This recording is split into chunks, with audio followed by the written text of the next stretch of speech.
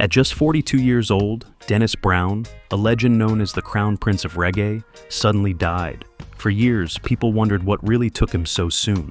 Now, his family has finally spoken out, sharing the truth behind his death. What really happened to Dennis Brown? Let's find out. Dennis Brown was born on February 1st, 1957, at Victoria Jubilee Hospital in Kingston, Jamaica. His father, Arthur Brown, was a well-known actor in Jamaica, and his brother Basil worked as a comedian. Dennis started school at Mrs. Brown Infant School and later attended Central Branch Primary on Slipe Road in Kingston. But outside the classroom, young Dennis was already drawn to the sounds of the city. He lived close to Orange Street, also known as Beat Street, which was the heart of Jamaica's recording industry during the 1960s and 70s. Whenever the music played through the speakers and the rhythms filled the air, Dennis would confidently sing along, showing talent far beyond his years. Like many parents, Dennis's father had dreams of him following a stable career path. But Dennis had other plans. His heart belonged to music, and it was clear from the start that no other path would satisfy him. In the end, destiny was on his side. Not only did Dennis pursue a career in music, but he also rose to the very top, becoming one of the most beloved and respected voices in reggae history. As a young boy, he was already a fan of American singers like Brooke Benton, Sam Cooke, Frank Sinatra, and Dean Martin. Among them all, Nat King Cole stood out as one of his biggest inspirations. Growing up, Dennis spent a lot of time hanging around JJ's record store on Orange Street, the heart of Kingston's music scene during the rocksteady era. His relatives and neighbors would often toss him pennies just to hear him sing in their yard. Dennis Brown started his music career at just 9 years old. He performed for the first time when he took the stage at an end-of-term concert in his junior school. By the time he was 11, Dennis was ready for bigger stages. One night, he visited Tit for Tat, a local nightclub in West Kingston, where his brother Basil was performing comedy. During the show, Dennis was invited to sing with the house band, the Fabulous Falcons, a group that included well-known names like Cynthia Richards, David Scott, and Noel Brown. His performance impressed everyone, and soon he became a regular vocalist with the band. Not long after, Dennis performed at a political conference at the National Arena. He sang Desmond Decker's Unity and Johnny Taylor's Ain't That Loving You. The crowd loved him so much that they threw money onto the stage. With those earnings, young Dennis proudly bought his first suit. His reputation quickly grew, and bandleader Byron Lee, who also performed that night, was so impressed that he booked Dennis to appear on major shows alongside visiting American artists. Dennis was also inspired by older artists like Delroy Wilson, whom he later said influenced his style the most, as well as Errol Dunkley, John Holt, Ken Booth, and Bob Andy. Their music shaped the sound he was beginning to create for himself. While singing with a local band, Dennis caught the attention of one of Jamaica's top producers, Clement Dodd. Dodd was a leading figure in the music industry, and when he heard Dennis sing, he immediately recognized his potential. He invited the young singer to record at his famous Studio One. His very first recording was an original song called Lips of Wine, done for producer Derek Harriott. But when that song wasn't released, Dennis used his newly found opportunity with Dodd. In his first Studio One session, at just 12 years old, he recorded No Man is an Island. The song was released in late 1969 and slowly started gaining airplay. Over the next year, it became a massive hit all across Jamaica. That success opened many doors, and Dennis went on to record about a dozen more sessions with Studio One, creating around 30 songs in total. He didn't just sing for himself, he also worked as a backing singer on tracks by other artists. One of his notable contributions was providing harmonies, along with singers Horace Andy and Larry Marshall on Alton Ellis's album Sunday Coming.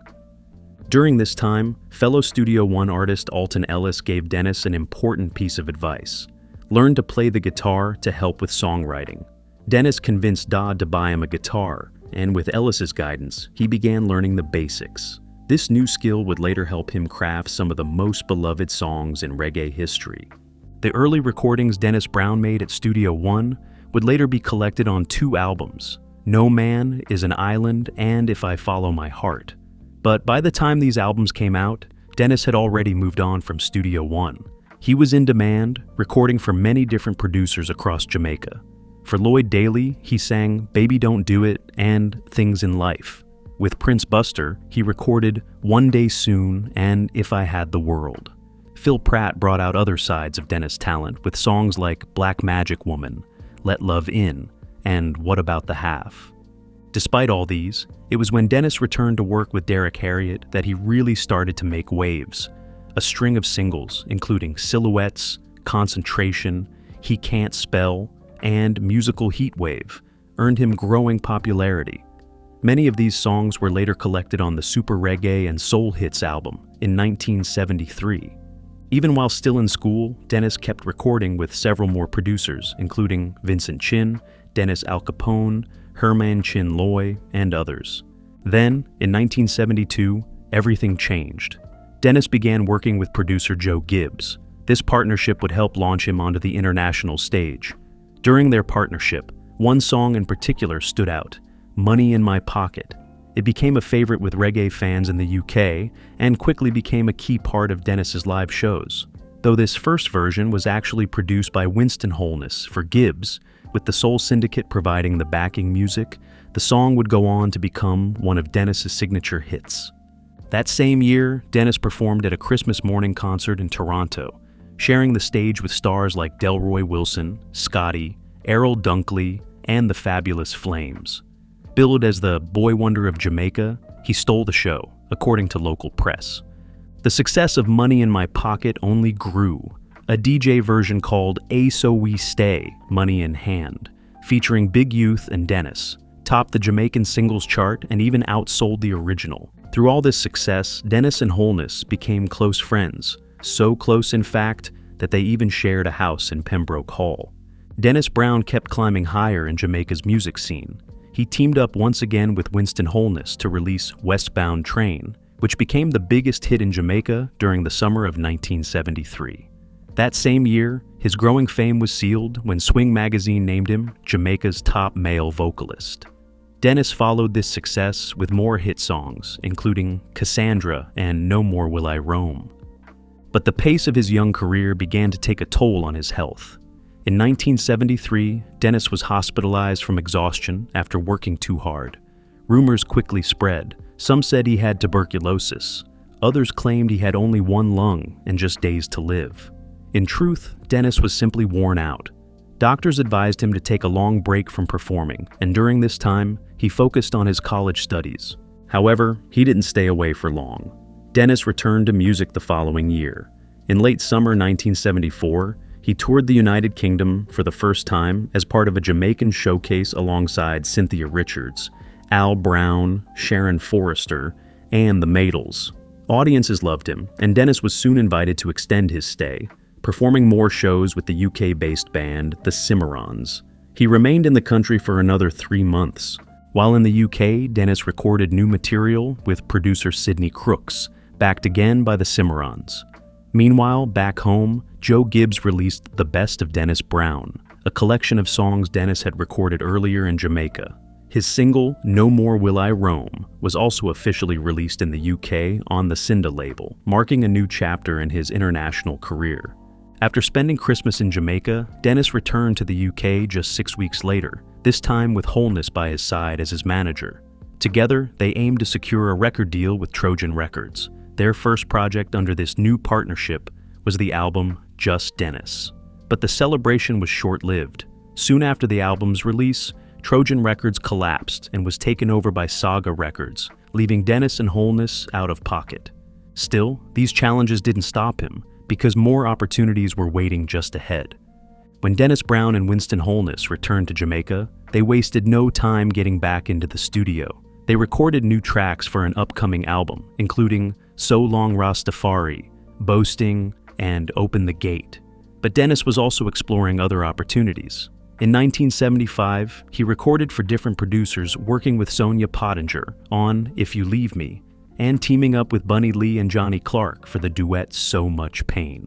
Around this time, Dennis also began releasing music through his own label, DEB Music. The fall of Trojan Records had made it harder for Dennis to reach UK listeners. So he and Wholeness made a deal with independent Jamaican label owners Castro Brown of Morpheus Records and Larry Lawrence of Ethnic Fight to help distribute their records in the UK. Dennis knew the UK was a key market and wanted to keep building his international audience. To raise funds for the new DEB label, Dennis performed 5 nights in a row at the Georgian Club in Croydon. In early 1976, Castro Brown secured a deal with Radio London DJs Charlie Gillett to release Morpheus and DEB records through Gillett's Oval Records, which had a distribution agreement with Virgin Records.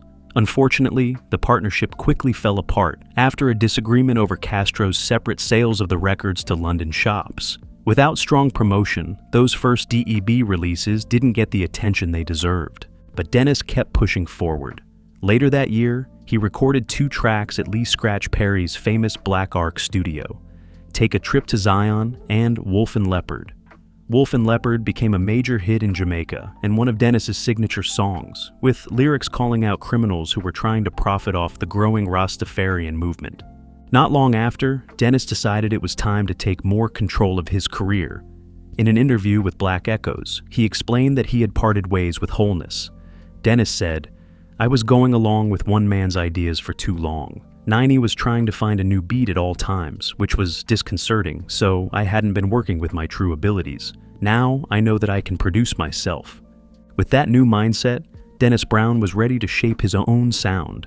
Dennis Brown returned to working with producer Joe Gibbs, but this time on new terms. They agreed that Dennis could use Gibbs' studio for his own projects as long as Gibbs could use any rhythms they created. This deal led to the 1977 release of Visions of Dennis Brown, which became Dennis's biggest success so far. The album showed how much he had grown as an artist, moving from child star to a mature voice in reggae. Top tracks from the album included Repatriation, Ja Can Do It, and covers like Malcolm X and Milk and Honey.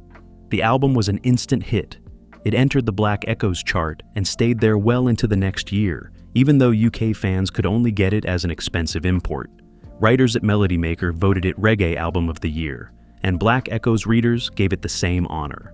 Meanwhile, a reissued single of Wolf and Leopard and the album of the same name also found great success in the UK, both reaching #1 on the Black Echoes chart. In the fall of 1977, Dennis toured the UK with Big Youth. He saw this tour as part of a larger mission, saying he felt appointed to deliver certain messages, and now is the time to deliver them. During this time, Dennis also began producing records for his protege, Junior Delgado. By 1978, Dennis made a big move. He relocated to London and set up shop in Battersea Rise, near Clapham Junction. There, he relaunched the Debbie music label with Castro Brown. Through DEB, they worked with a variety of artists, including Junior Delgado, 15.1617, Bob Andy, Lennox Brown, and later, the legendary Gregory Isaacs. Dennis continued recording his own hits too, including a disco mix of How Could I Leave You, a new version of the Sharks' rock-steady classic How Could I Live, featuring a toast by Prince Muhammad. Dennis Brown's music was now reaching wider audiences than ever, and his role as both a performer and producer was growing stronger with every step. In March 1978, Dennis Brown flew back to Jamaica. At the last minute, he was added to the lineup of the One Love Peace concert at the National Arena. There, he performed backed by Lloyd Parks' We the People Band. It was a key moment for Dennis as his popularity continued to grow. Meanwhile, his album Visions of Dennis Brown was starting to reach a much wider audience. A new distribution deal between Lightning Records and WEA helped the album top the UK reggae chart in September 1978, where it stayed for 5 months. By August 1978, Dennis returned to the UK, this time bringing fellow artist Junior Delgado with him. His DEB music label released a series of new singles, though these didn't sell as well as the label's earlier hits. But in the same month, everything changed. Dennis released a disco mix version of Money in My Pocket, a fresh take on one of his earlier songs. The single also included a DJ version called Cool Runnings, voiced by Prince Muhammad. The record sold out its first pressing almost immediately, making it briefly hard to find. But when more copies hit stores, it became a massive success. Money in My Pocket reached number 14 on the UK Top 40 in 1979. It became one of Jamaica's most successful international hits ever. The song first caught on in UK soul clubs, then spread to rock clubs, bringing Dennis Brown's music to an even wider audience. His rising stardom was cemented when he landed on the cover of NME magazine in February 1979. Following this success, Dennis released 2 more albums on his DEB label, So Long Rastafari and Joseph's Coat of Many Colors. But by 1979, the DEB label closed down. If you are enjoying this video, appreciate it by giving it a thumbs up. And if you have not subscribed, what are you waiting for? Hit that subscribe button. Undeterred, Dennis returned to working with Jamaica's top producers while also continuing to produce his own music. His music continued to evolve, and he remained a major force in reggae. As Dennis Brown's career kept rising, new doors opened. In 1981, he signed an international deal with A&M Records. Now, living full-time in the UK, Dennis began a new chapter, one aimed at reaching an even wider audience. His first album for A&M was Foul Play, produced by Joe Gibbs. The album wasn't a huge hit, but it contained standout roots tracks like The Existence of Jah and The World is Troubled. In 1982, Dennis released Love Has Found Its Way, a smoother blend of lovers rock and pop sounds, produced by Gibbs, Brown, and Willie Lindo. Again, the album struggled to find major success. In 1983, he released The Prophet Rides Again, mixing roots themes with R&B style songs. But by this time, it became clear that the A&M partnership was nearing its end. This would be Dennis Brown's final album for the label. Meanwhile, back home in Jamaica, the music scene was changing. The dancehall era was taking over, and Dennis embraced it. He began working with leading dancehall producers like Prince Jammy and Gussie Clarke, adapting his sound to stay current with the new style. In the early 1980s, Dennis also started a new label called Yvonne's Special, named in honor of his wife. In 1984, he teamed up with fellow reggae star Gregory Isaacs on the album Two Bad Superstars Meet, and their hit single Let Off Soupy M. The pair reunited in 1985 for another album, Judge Not. Throughout the 1980s, Dennis remained incredibly productive, releasing a steady flow of music. In 1986, he worked with King Jammy again on the album The Exit. But his biggest success of the decade came in 1989. That year, he and Gregory Isaacs scored another hit with the duet Big All Round, produced by Gussie Clarke, and followed it with the album Unchallenged. By the late stages of his career, Dennis Brown was performing non-stop, playing dozens of shows across the world. The constant travel and pressure were wearing him down. His energy was fading, but he kept pushing forward, driven by the love of his music and his fans. One night, during a particularly grueling tour, a promoter noticed that Dennis was clearly exhausted. The promoter approached him and said bluntly that he didn't look fit to continue the tour and even threatened to cancel it. Dennis, proud and determined, insisted he could still perform. The promoter then offered him what he called a quick fix, some cocaine. Dennis refused at first, but as the shows piled up and the schedule became even tighter, the promoter kept pressuring him. Eventually, desperate to keep going, Dennis gave in. He used the drug just before going on stage. As the promoter had promised, his energy surged, and Dennis delivered a powerful performance. But this one moment changed everything. Before the tour ended, Dennis had become addicted, relying on drugs just to feel like he could perform at the level his fans expected. Over time, his drug use became more obvious.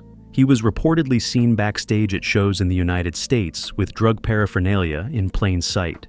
To many of his close friends, Dennis's drug use was seen as a bad habit. They didn't judge him or push him to stop. Instead, they accepted it as part of who he was. But the media wasn't so forgiving. The press blew the issue out of proportion, turning it into headlines that overshadowed his musical achievements. For Dennis, this created an environment where it was difficult to find the help he truly needed. The rumors about drug use followed him everywhere. He often said that they were a constant distraction, pulling attention away from his music and career. As a result, Dennis began to choose his company carefully. He surrounded himself with people who accepted him and kept his distance from those who didn't. His brother, Leroy Clark, shared a glimpse into Dennis's private world. Leroy said he had never seen Dennis use drugs, not once. He explained that there were certain things Dennis would never do in front of him, and that Dennis had always been a very private person.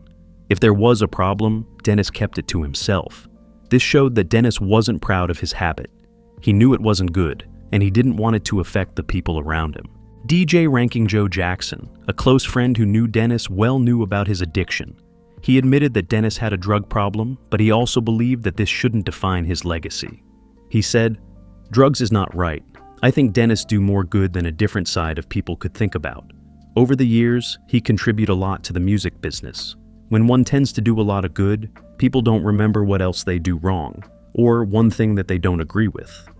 Ranking Joe believed Dennis had left behind a body of music that people could cherish, respect, and learn from. And even though Dennis made mistakes, his story could serve as a reminder. Ranking Joe said of drugs, "It's not right, and we must try to stay away from that." Dennis carried this momentum into the 1990s. He continued to record at a rapid pace, including collaborations with artists like Beanie Man and Tristan Palma on the 1995 album 3 Against War. He also worked with top producer Mikey Bennett, and a series of album releases on RAS Records helped raise his profile in the United States. By the mid-1990s, Dennis Brown remained one of reggae's most loved voices, but life behind the scenes was becoming harder to manage. At this stage of his career, he was being managed by Tommy Cowan, who had also worked with Bob Marley. Cowan would later reflect on the difference between the two icons. He said, "Bob Marley was a serious businessman. I don't think Dennis was as serious when it came to investment. Dennis was like a community person. He would earn money, and in 1 hour, he would give it away." Through it all, Dennis stayed deeply connected to the purpose behind his music. Speaking about his songwriting at the time, he said, "When I write a song, I try to follow Joseph's way, deliverance through vision from all true vibration. I want to be a shepherd in my work, teaching and learning, really singing so much. I don't want to sing and not live it, I must live it. If I can sing songs that people can watch me living, then they can take my work." In 1994, Dennis released Light My Fire, an album that earned him a Grammy nomination. His final studio album, Let Me Be the One, also received a Grammy nomination in 2001. But behind all the music, Dennis was struggling. In the late 1990s, his health began to decline. Stories began to circulate, some true, some possibly exaggerated, about how promoters, fearing he might not perform after spending his advance on drugs, would lock him in dressing rooms to ensure he took the stage. Because of this, Dennis earned a reputation for sometimes canceling shows, and it became a serious issue for the reggae industry. International promoters became wary of booking Jamaican acts, fearing no shows. Though Dennis wasn't the only artist facing this problem, his name was often mentioned. It cast a shadow over his legacy, frustrating those who knew how much he had given to the music. Yet Dennis always tried to confront this perception head-on. Ahead of the 1996 Reggae Sunsplash tour, he told the Jamaica Observer, "The no-shows was years ago. What people are going to see now is a new Dennis Brown." He promised that the past was behind him, and that fans could look forward to a more reliable and present version of the artists they loved. By the late 1990s, Dennis Brown was performing regularly again, but while the drugs may have been helping him keep up with the demands of touring, they were also silently destroying his body. Dennis had suffered from asthma his whole life, and the smoking of crack cocaine only made this condition worse. Yet Dennis never publicly admitted to having a problem. When asked by the Jamaican Star in 1996 about rumors of drug use, he firmly denied it, saying, "If I was on drugs, I would be persona non grata. I could not still be doing my work. Remember old-time people said, 'Show me your company, I'll tell you who you are.' I'll admit that I've been around people associated with drugs, and that perhaps was not good because people get branded. Drugs have played no significant factor in my life." During a tour in Brazil in May 1999, Dennis started to feel seriously ill. His years of drug use had likely weakened his lungs and immune system. He was diagnosed with pneumonia, an infection that his body couldn't fight off. After returning to Miami from Brazil, Dennis spent a month there before heading home to Kingston, Jamaica. On the plane ride from Miami, Dennis told his brother he was feeling chills. A week later, on June 30th, 1999, he checked into the University of the West Indies Hospital. The next morning, Dennis Brown was gone. The news spread quickly. Reports said he had died of pneumonia and heart failure, worsened by lung problems. But there were darker rumors too, whispers that Dennis had contracted AIDS. It was never officially confirmed. No autopsy was performed, but some people close to Dennis believed the rumors. 2 former girlfriends had reportedly died from AIDS, and some of his friends suspected he too had the disease.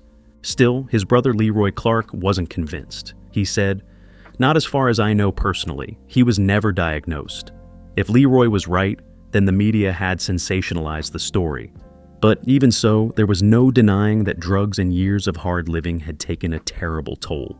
In truth, it's likely that both things were true. Dennis Brown struggled with addiction, and his health had been failing for some time. There was clear evidence that Dennis Brown had been living a destructive lifestyle in his later years. But for his brother Leroy Clark, this wasn't something he could confirm for certain. Dennis was a private man. If he was struggling with serious problems, he didn't want to burden his brother with them. He kept those parts of his life to himself.